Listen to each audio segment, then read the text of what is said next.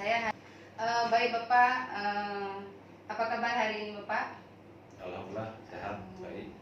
Baik Bapak, hari ini rencananya saya sebagai guru penggerak yang langsung kepala sekolahnya Bapak sendiri ingin mewawancarai Bapak terkait dengan pengambilan keputusan sebagai pemimpin pembelajaran atau sebagai kepala sekolah.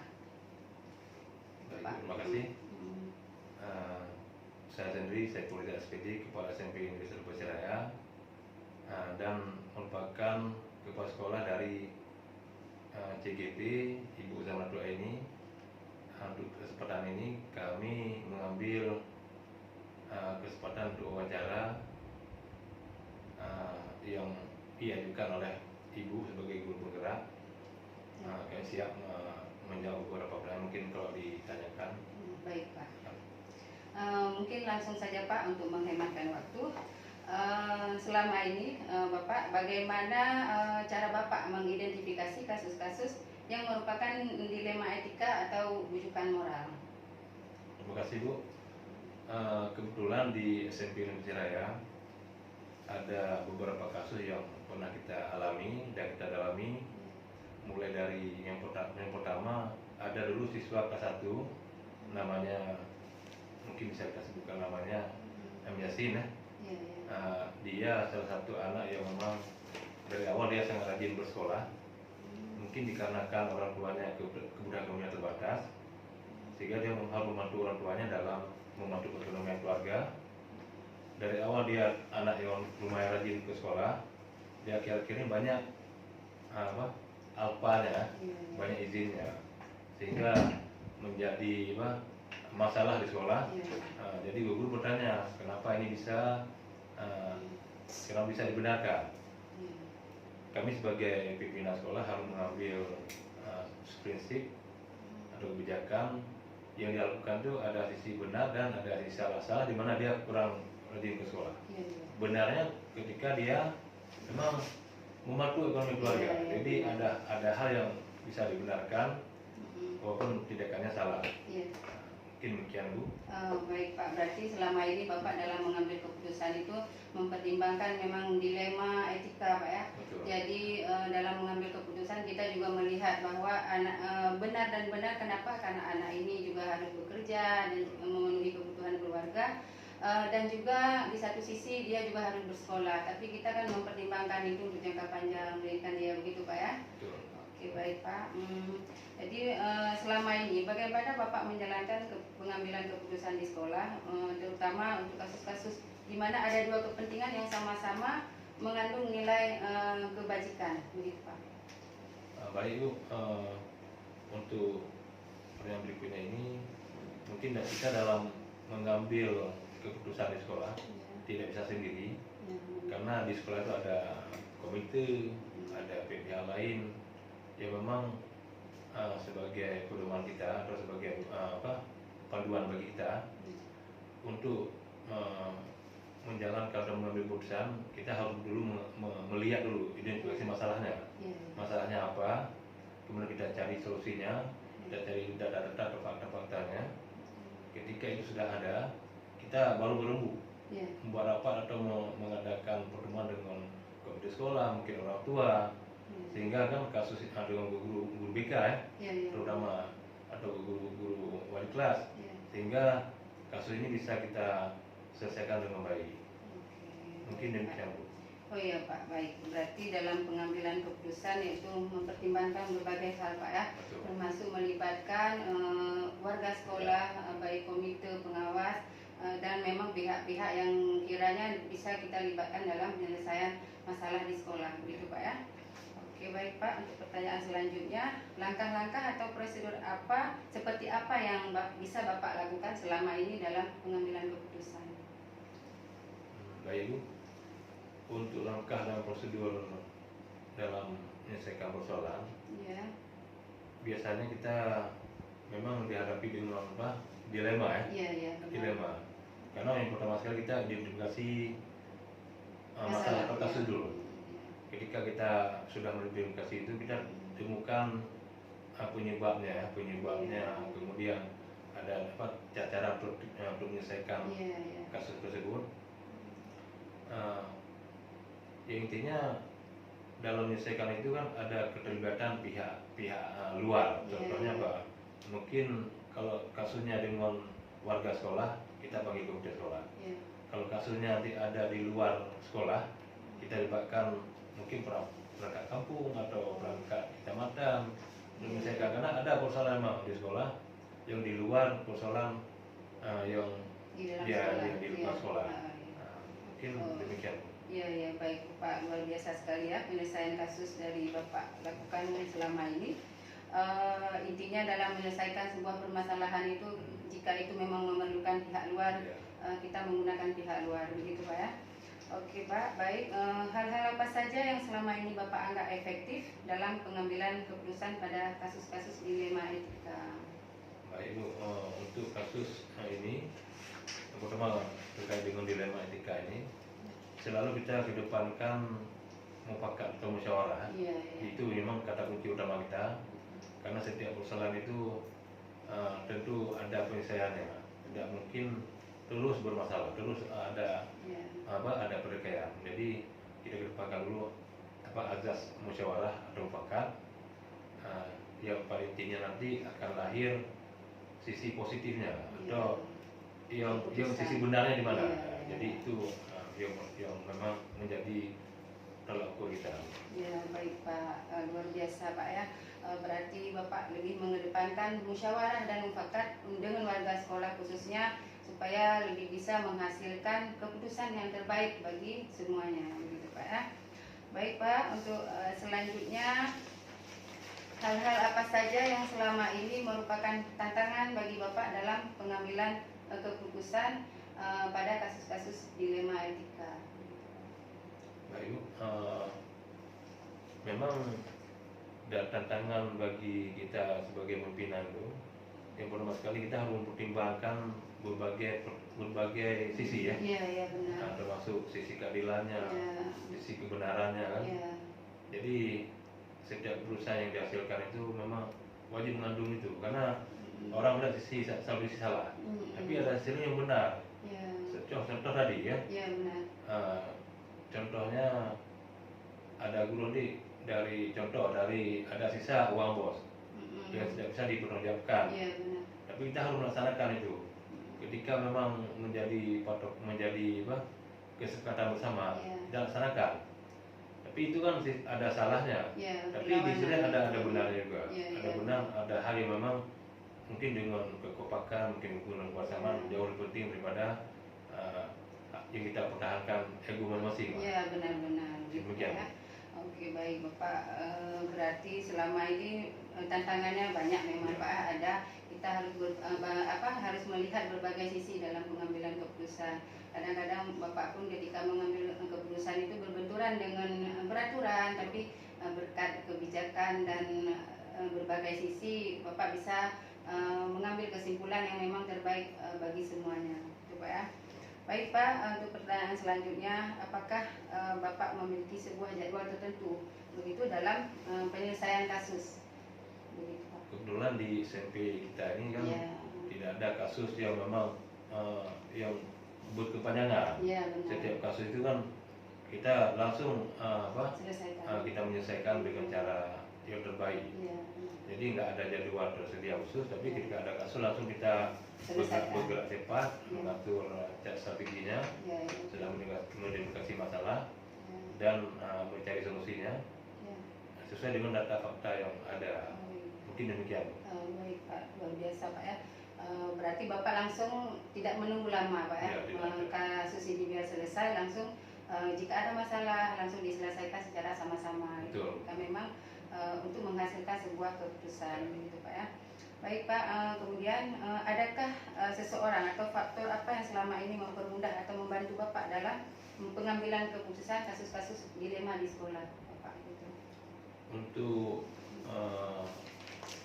dalam memperoleh kita dalam keputusan, yang pertama sekali kita tetap dimulai dari warga sekolah dulu. Contohnya Dewan Guru. Dewan Guru menjadi mitra kerja kita, dan itu menjadi hal yang perlu kita dengar. Tidak mungkin kita abaikan. Kemudian ada pengawas Iya. sekolah ya. Ya, pengawas. Itu yang merupakan atasan kami. Iya, benar. Itu juga menjadi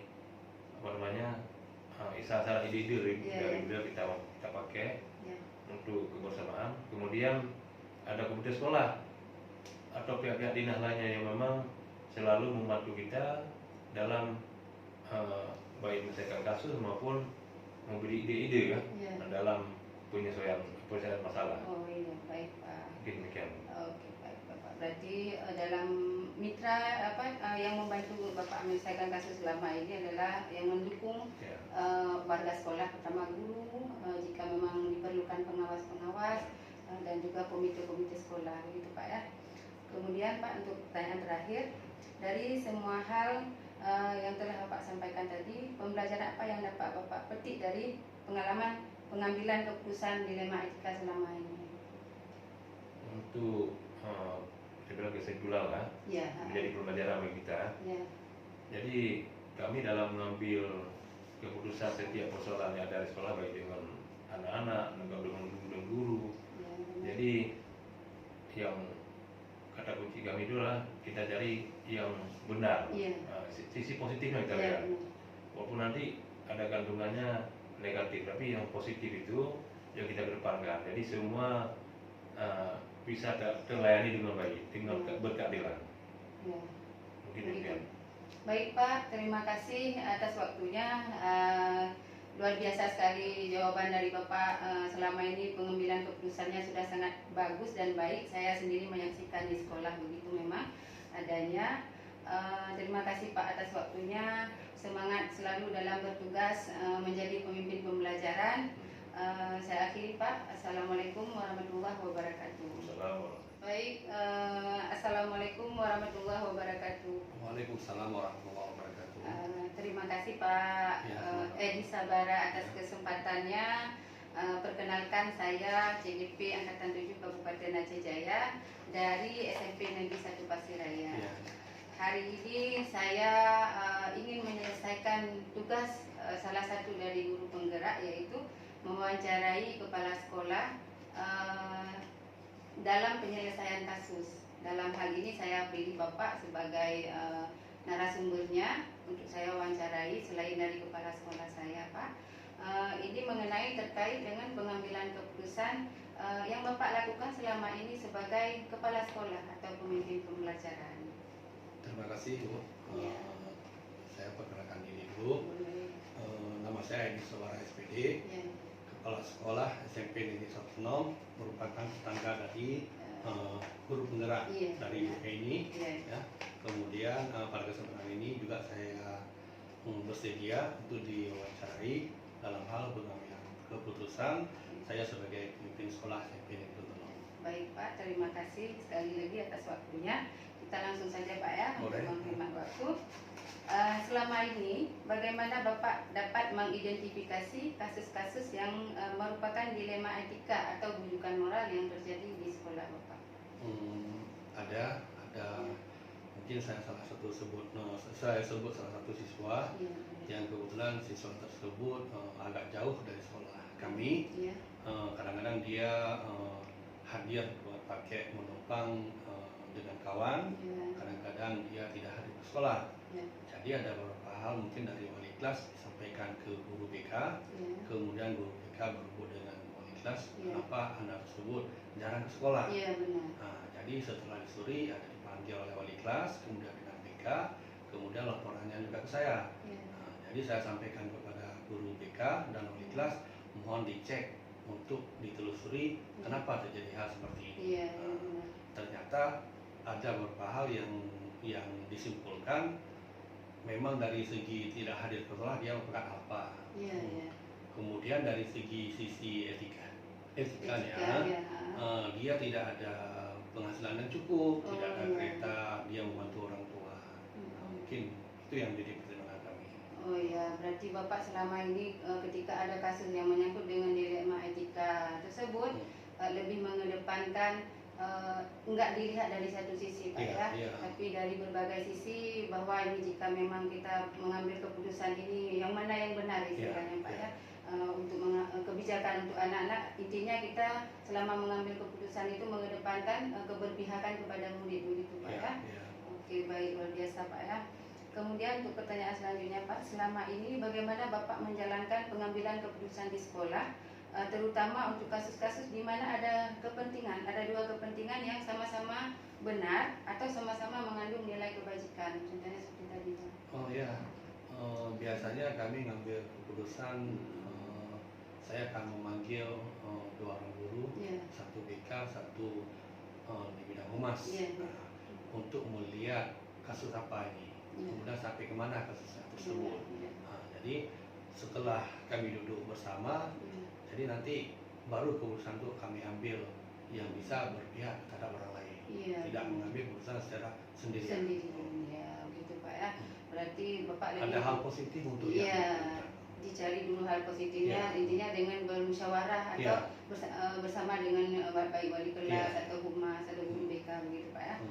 Kemudian langkah-langkah atau prosedur seperti apa yang biasa Bapak lakukan selama ini dalam pengambilan keputusan? Mungkin ada juga melibatkan kalau memang kasusnya di luar lingkungan sekolah, mungkin karena anak-anak terbiasa dengan hal-hal di luar sekolah kasusnya. Jadi kami ambil kebijakan juga, kami duduk bersama, kemudian kami juga surati komite, kemudian kami surati pengawas untuk mengambil keputusan yang bersifat memang berpihak kepada murid tersebut. Karena jangan difonis-fonis dia salah ataupun dia tidak bersalah. Jadi hal itu merupakan suatu kebijakan bersama juga. Begitu Pak ya.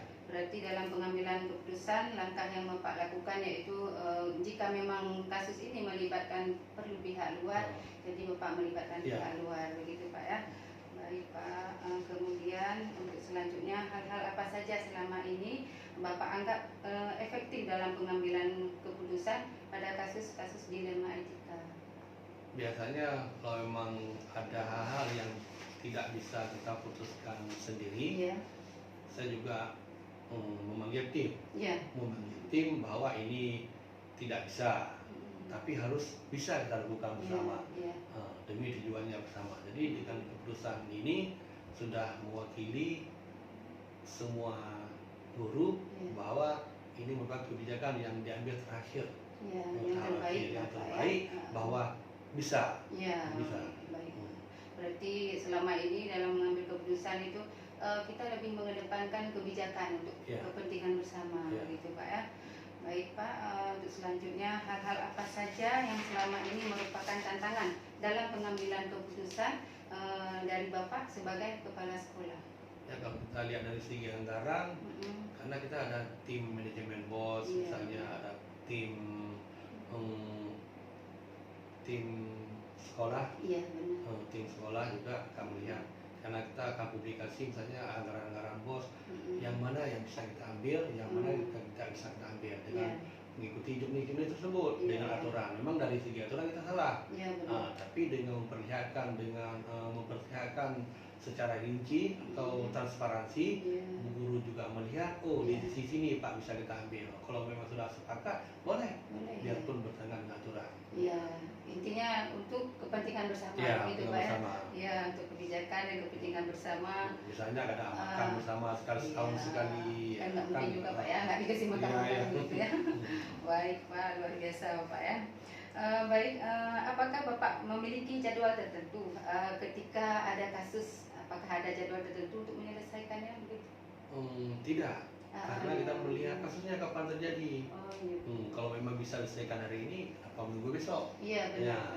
Jadi selesai hari ini, mungkin kasus tersebut tidak panjang, bisa diredam. Kita panggil tim, kita panggil guru BK, misalnya kalau kasus siswa, kita buat catatan, kita buat damai, kemudian kita salaman, selesai.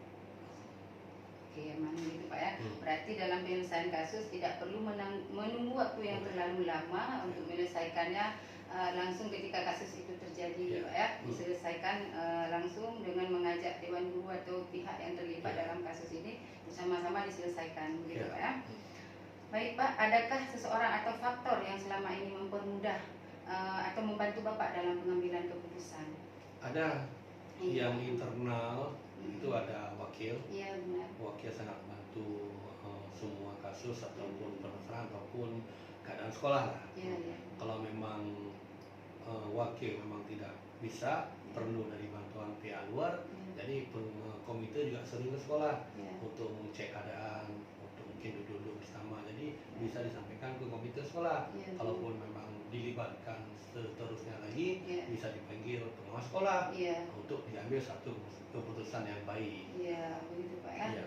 Luar biasa, berarti selama ini yang mempermudah Bapak dalam pengambilan keputusan, yang membantu Bapak istilahnya yaitu seluruh warga sekolah, pertama tim-tim yang pertama dekat wakil-wakil misalnya Pak ya, kemudian dewan guru, baik komite dan juga pengawas, begitu Pak ya.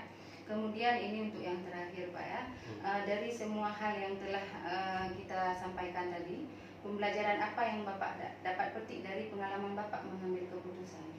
Alhamdulillah, dengan berkat mengambil keputusan secara mufakat ataupun musyawarah bersama, biarpun ada satu salah bertentangan dengan hal yang tidak bisa kita terima, tapi dengan keputusan bersama di ujung akhirnya tetap kita mengambil keputusan secara menyeluruh.